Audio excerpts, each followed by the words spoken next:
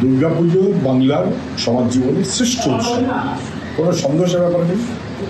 এবং সেই উৎসবকে ঘিরে যেভাবে রাজনীতির আকচি চলছে, তৃণমূল যা শুরু করছে, বিজেপি যার অংশীদার, এটা খুব খারাপ হচ্ছে। বাংলার মানুষ সার্বজনীন দুর্গোৎসব দেখে এসেছে, পাড়ার মানুষের, ক্লাবের, সবার। এখন দেখছে দাদার অথবা দিদির পুজো, এবং তারপর সেই দাদা দিদির পুজোতে যত না দুর্গা পুজো হবে তার চাইতে বেশি মমতা ব্যানার্জি হোর্ডিং দিতে হবে। যত না বেশি পুজোর জন্য মানুষের আগ্রহ থাকবে, তার চাইতে মানুষকে বেশি আগ্রহী করতে হবে যেন ঠাকুরগুলো মমতা ব্যানার্জিকে স্যালুট দিতে দিতে গঙ্গায় গিয়ে পড়ে। কি কার্নিভাল তাকে একটা নাম দিয়েছে, সব অসভ্যতা হচ্ছে। এবং তার জন্য সরকার 10,000, তারপর আস্তে আস্তে বাড়তে বাড়তে 70,000 টাকা, এবারে ঘোষণা করেছে 85,000 টাকা পুজোর জন্য দেওয়া হবে। আগামী বছর 1 লক্ষ টাকা দেওয়া হবে, তাও ঘোষণা করে দেওয়া হলো। আগামী বছর মানে 2025, তারপরে 2026-এর ভোট। মানে ভোটের দিকে তাকিয়ে পুজো, তার ব্যবস্থাপনা তৃণমূলের, এটা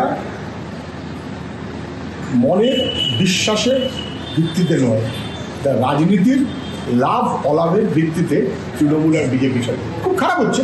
এটা হবার কথা না, দিয়ে দেবে না, অন্য কিছু করবে না, কিছুই না, আর মানুষের ট্যাক্সের টাকায় দান খয়রাতি করবে, এটা চলতে পারে না।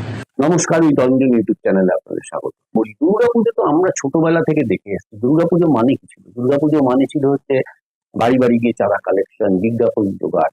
দুর্গাপুজোকে কেন রাজ্য সরকার সাহায্য করবে, এই প্রশ্নটা কিন্তু 2011 সালের পর থেকে উঠতে শুরু করেছে। কারণ 2011 সালের আগে দুর্গাপুজোকে আর্থিক সাহায্য দেওয়া, এটা কিন্তু প্রথা ছিল না। আমরা পাড়ায় পাড়ায় নিজেরাও চাঁদা কেটেছি, বাড়ি বাড়ি গেছি, বিজ্ঞাপন এসছে, হোর্ডিং এসছে, এইভাবেই দুর্গাপুজো হতো। একটা পরিবেশ ছিল, সবার অংশগ্রহণের মধ্য দিয়ে একটা পরিবেশ ছিল দুর্গাপুজো করা। কিন্তু 2011 সালের পর থেকে হঠাৎ বিষয়টা বদলে যেতে শুরু করে। রাজ্য সরকার বিভিন্ন পুজো কমিটিকে টাকা দিতে শুরু করে, এবং এই টাকা দেওয়ার পর বাড়ি বাড়ি গিয়ে মানুষের সঙ্গে চাঁদা তোলা, দুটো গল্প করা, এই প্রক্রিয়াটাও কার্যত কিছুটা পরিমাণে বাধাপ্রাপ্ত হয়। কারণ টাকা তো আসছে, বিদ্যুতের ছাড় আসছে, টাকা আসছে, একটা থোক টাকা। ফলে ছোট ছোট পুজো কমিটি গুলো কিন্তু এই প্রক্রিয়ার মধ্যে, যে আগে বাড়ি বাড়ি গিয়ে চাঁদা তোলার যে প্রথা ছিল, সেই প্রথা থেকে অনেকটা সরে আসে। মূলত মোটা টাকা যারা দেন তাদের বাড়িতেই যান, বাকি বাড়িগুলোতে হয় না। কিন্তু এই যে পাড়ায় চাঁদা কালেকশন করতে গিয়ে মানুষের সঙ্গে সংযোগ, মানুষের সঙ্গে একটু আড্ডা দেওয়া, একটু কথা বলা, দাদা 100 টাকা দেবেন না, একটু 200 টাকা দিন, জিনিসপত্রের দাম বেড়েছে, দাদা 200 টাকা নয় 500 টাকা দিন, এই যে আবদার পাড়ার ছেলেদের, এই আবদারটা কার্যত উঠে গেছে। এবং এই রাজ্যে এই মুহূর্তে দাঁড়িয়ে যে প্রতিটা পুজো কমিটিকে 85,000 করে টাকা দেবে রাজ্য সরকার, এটা কি মানে সত্যি বাস্তব? এটা ভাবার বিষয় আছে। সত্যি তো এই 85,000 টাকা যাকে যোগ করে যে কোটি কোটি টাকা হচ্ছে, এই কোটি কোটি টাকায় তো দিয়ে দেওয়া যেত সরকারি কর্মচারীদের, জানিয়ে ব্যাপক আন্দোলন হচ্ছে। এবং এই দিয়ে আটকানোর জন্য রাজ্য সরকার যেভাবে লাখ লাখ টাকা আইনজীবীদের পেছনে খরচা করতেন, সেটাও বন্ধ হয়ে যেত। কিছুটা দিয়ে ঘোষণা করা যেত এটার মধ্য দিয়ে। ফলে এটাও যেমনি হতো, তেমনি বহু স্কুল বন্ধ হয়ে যাচ্ছে। সেই স্কুলগুলোকে সংস্কার করে নতুন করে সারানো যেত, নতুন কোনো প্রকল্প ঘোষণা করা যেত, নতুন করে যারা অস্থায়ী কর্মী এই মুহূর্তে এই রাজ্যে আছে, এই রাজ্যে তো স্থায়ী চাকরি পায় উঠে গেছে, নতুন করে অস্থায়ী কর্মী যারা আছেন তাদেরকে কিছু বরাদ্দ বাড়ানো যেত, পুজো কমিটি গুলোকে না। পুজো কমিটির টাকা তো চলে আসে, মানুষ চাঁদা দেয়, বাঙালির ঐতিহ্য দুর্গাপুজো। এই পুজোকে কেন্দ্র করে 1 বছর মানুষ বসে থাকে, কেউ একে শারদ উৎসব বলে, কেউ একে দুর্গাপুজো বলে। এই উৎসবকে কেন্দ্র করে মানুষ বসে থাকে, যারা বাইরে থাকেন তারা এই সময় রাজ্যে চলে আসেন, পরিবার পরিজন প্রতিবেশীর সঙ্গে মিলিত হন, পাড়ায় আড্ডায় আবার মেতে ওঠে পাড়া।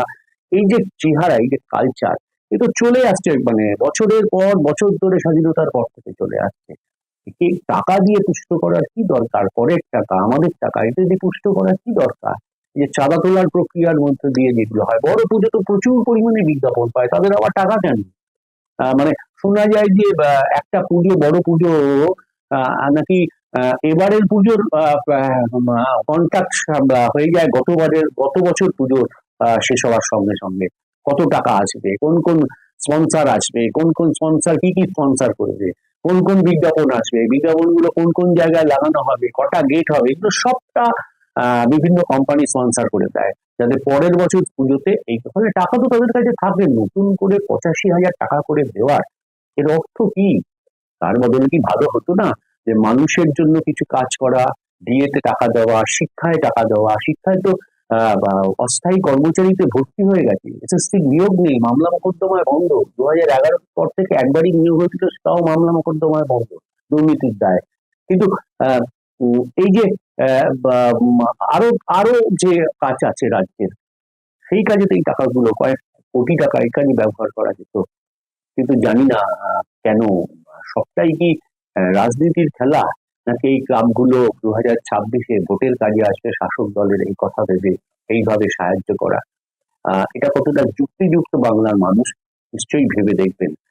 চাঁদা তোলা প্রক্রিয়া আজ যেমনি থাকবে, বা ইতিমধ্যে কথা উঠতে শুরু করছে যে রাজ্য ছোট ছোট পুজোর এলাকার মানুষরা বলছেন যে যদি রাজ্য সরকারই টাকা দেয় তাহলে বাড়ি বাড়ি গিয়ে চাঁদা তোলার দরকার কি, আমরা কেন চাঁদা দেবো?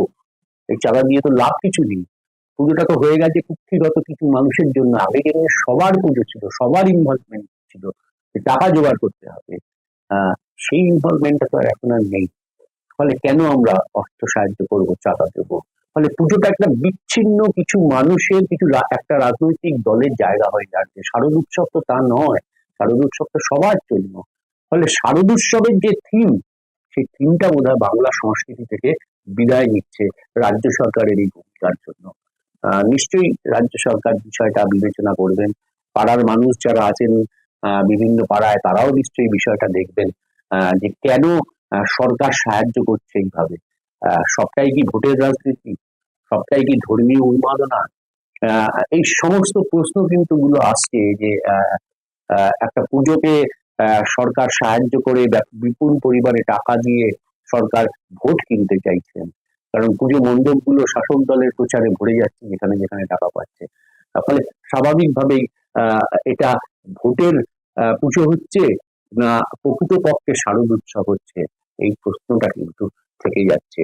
আহ এই ঐতিহ্য বোধহয় বাঙালি চায় না। বাংলার মানুষ 2011-এর আগে এই ধরনের জিনিস কিন্তু দেখেনি।